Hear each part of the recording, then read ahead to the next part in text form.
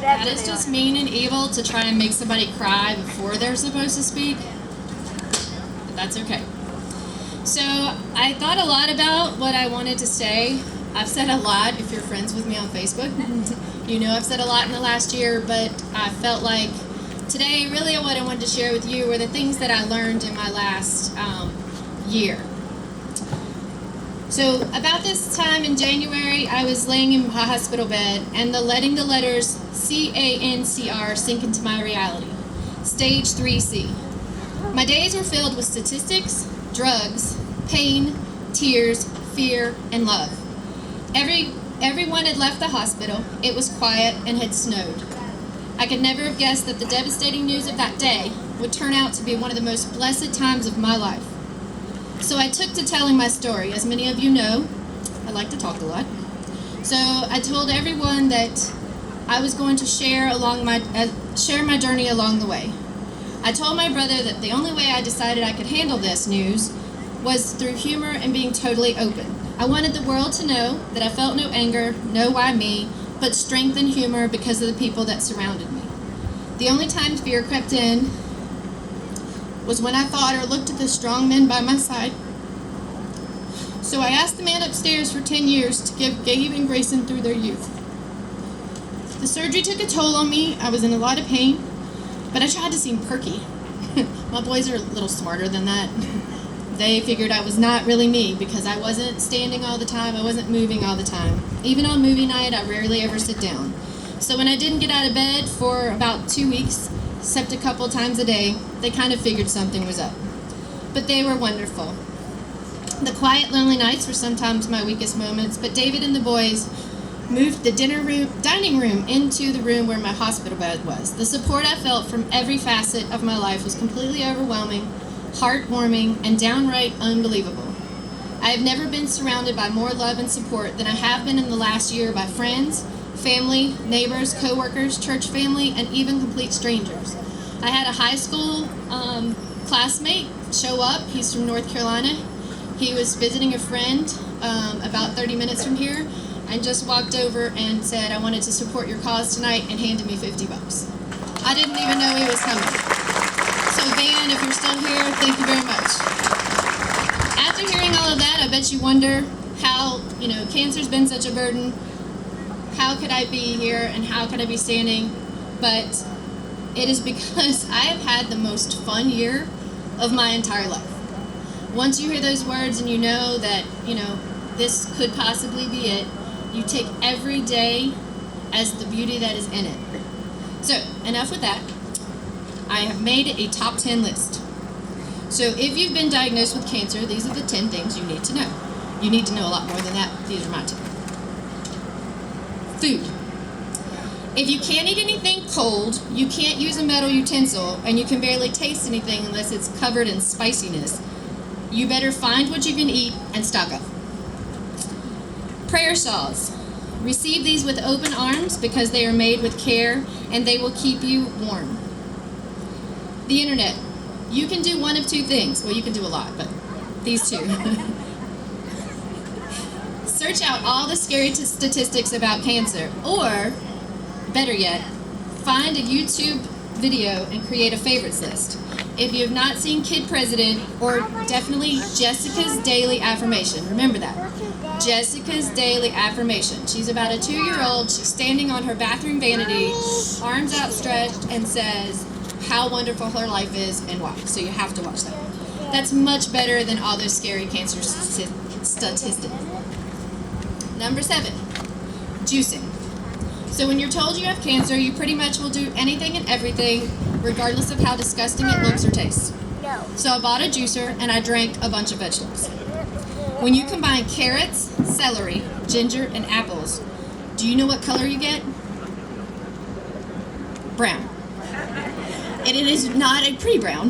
Not that there is a pretty brown. So I took this glass, and unfortunately I made a mistake and put it in a clear glass, and took it to my chemo treatment. And my lovely oncologist, Dr. Palmer, goes, "What are you drinking?" And I said, "It's going to make me better. Like, I'm stronger, I have more energy." And she's like, "I don't care, I wouldn't drink it." I was like, if you were told you had cancer, you would drink it. 6 is strength. Who knew? Who knew I could make it through 12 rounds of chemo that made my feet and hands feel like I wanted to chop them off? Who knew I could learn not to cry, except when Aaron talks about me, because the tears make my eyes hurt? You are stronger than you know. Cards. A card is such a simple thing. I always kept a stack by my bed so that it can help me through the darker times. Like, you can't scare me, I've been through chemo. Or, my oncologist does my hair. Before I had cancer, on a morning I might not be so perky, when I was greeted by someone, a coworker or something, and said, "Good morning, how are you today?" It's like, well, vertical, it's a start. Now, I say the same thing. After having cancer, sometimes someone will say, "How are you doing?" I'm vertical, and that is awesome. Number 4, celebrations. You can ask my husband. I've never much been a morning person. I can stay up to the wee hours of the night, but the morning is a little rough. So God must have known I was born to be a relay for lifer, right? So after my surgery, I woke up, and the first thing I would think is, I have cancer. So I knew I had to retrain myself. So now it is wake up, open my eyes, and say, thank you for one more day. I walk to the window and take in all the beauty.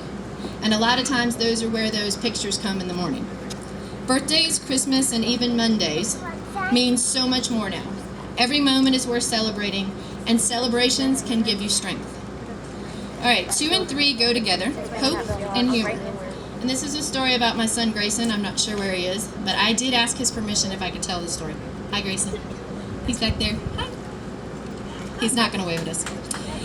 He was my 8-year-old at the time, and he came and he sat beside my bed after the surgery, and I said, he hugged me and he said, "Mom, I'm really glad you didn't D-I." Isn't it funny how some words are just too hard that you have to spell them? Well, being in education, my first thought was not, well, that's so sad, he thought I was going to die. It was, he's in 2nd grade, he should know how to spell that word. Well, now he does know how to spell it. His spelling and his humor and his strength have definitely kept me going, as well as Gabe. Okay, the last thing, I'm going to need your help, and please, everybody participate. I have about over 50 pictures up here, and I'd like for as many people to come and stand. I want you to come up. I want you to take a picture. You're not going to know them, probably. And hold it. You can take 2 if you'd like, and hold it over your head. Come on, don't be shy.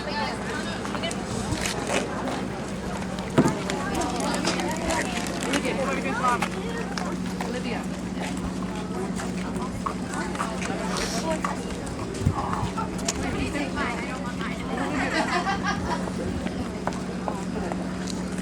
Aaron, it's okay if you have your own picture. So if you would just stand here and face the crowd and hold the picture up. You guys are awesome. You follow directions very well.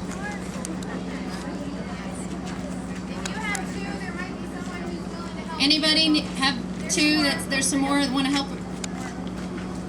Okay, so my number 1 is love. Oh, wait, we got more. We got more.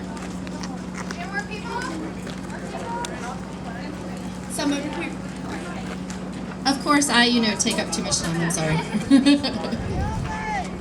yeah, take 2 if you don't stop. Yeah. Sam, right here. So my number 1 thing you need to survive cancer is love. All of these people and many more that I didn't get printed were amazing inspirations to me. They're the reason that I am up here today. They are the reason that I could stand, that I could sleep through the night, that I could eat, that I had that card. So what I want to say today is that I challenge you. If you ever think of anybody who has cancer, and you think of them during that day, shoot them a text, shoot them an email, send them a message on Facebook, or put something on their page on Facebook. Give them something to let them know that they are not alone and that you are there for them, even if they're miles away. My mom is in California tonight, but I know she's here.